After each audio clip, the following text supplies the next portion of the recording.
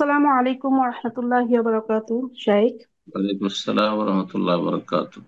জি বলেন। আমার আমার প্রশ্ন হচ্ছিল এই যে বেতের নামাজ নিয়ে। আমরা তো কোথাতে জানি বলছেন? যে আমি নিউ ইয়র্ক থেকে বলছি বলেন প্রশ্ন।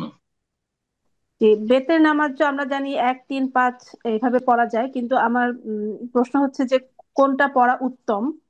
আর যদি আমি 3 রাকাত পড়ি তাহলে কি আমার আলা কাফিরুন এবং আহ, উম, সু- কু- কুল হুয়াল্লাহু আহাদ দিয়েই পড়তে হবে, না অন্য সূরা দিয়েও আমি পড়তে পারবো? এই দুটা কোশ্চেন। সবচেয়ে উত্তম হচ্ছে সর্ব ঊর্ধ্বে যে বেতর 11 রাকাত পড়া, বুঝতে পেরেছেন? আর তারপরে 9 রাকাত, হ্যাঁ তারপরে 7 রাকাত, তারপরে হচ্ছে 5 রাকাত, তারপরে 3 রাকাত, তারপরে 1 রাকাত। কিন্তু 1 রাকাত সলাত আছে। জি, যারা বলে 1 রাকাত কোনো সলাত নেই তাদের কথা ভুল। বহু হাদিস রয়েছে 1 রাকাতের। বুঝা গেছে না?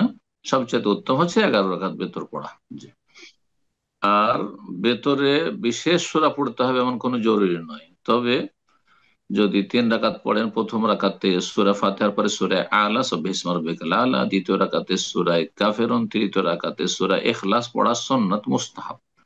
সুন্নাত মুস্তাহাব মাঝে মাঝে ছেড়ে দিবেন, যাতে করে মানুষে ওয়াজিব ফরজ না মনে করে। মাঝে মাঝে অন্য সূরা দিয়ে পড়বেন। কেউ যদি এই সূরাগুলি নাও পড়ে, অন্য সূরা দিয়েও বেতর পড়ে, জায়েজ আছে, কোনো অসুবিধা নেই। বারাকাল্লাহ ফিক। জি। আসসালামু আলাইকুম রহমতুল্লাহ বারাকাতু। ওয়ালাইকুম আসসালাম ওয়া রাহমাতুল্লাহি ওয়া বারাকাতুহু। জি বলেন। শাহেক, আমি ঢাকা থেকে বলছি। জি বলেন। আহ, আমি যেটা বলতে চাচ্ছি, আপনি সহ বাংলাদেশেরও বিভিন্ন আলে হাদিস আলেমদেরকে যারা প্রশ্ন জি। করার সময় দেখা যাচ্ছে অন্য একজন শায়েকের রেফারেন্স দিয়ে প্রশ্ন করে।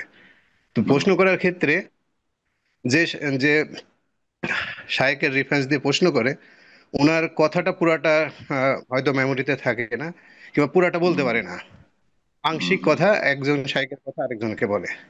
জি, যেমন অনেক শায়েকের উদ্ধৃতি দেয় আপনার কাছে, আবার আমি দেখছি জি। ঢাকার অনেক লম্বা শায়েখে বলেন লম্বা যে লম্বা কথা না, সংক্ষেপে বলেন, সংক্ষেপে আপনার প্রশ্নটা বলেন।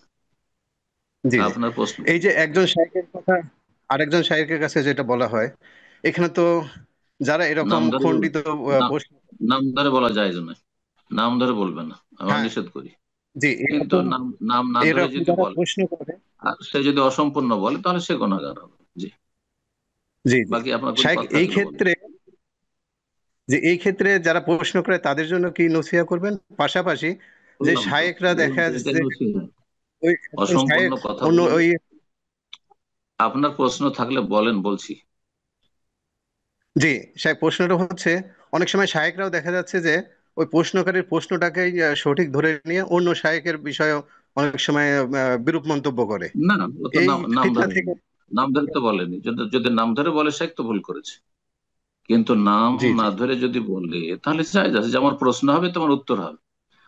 মুফতির জি জন্য, জি ফতোয়া দানকারীর জন্য জরুরি নয় যে আসল তদন্ত করতে, এখন তদন্ত কমিটি পাঠাইতে হবে, তারপরে যেমন প্রশ্ন হবে তেমন উত্তর হবে। বোঝা গেছে? জি। জি জি জি জি শায়েক, জাযাকাল্লাহ। আল্লাহ হেদায়েত এটা করে সব।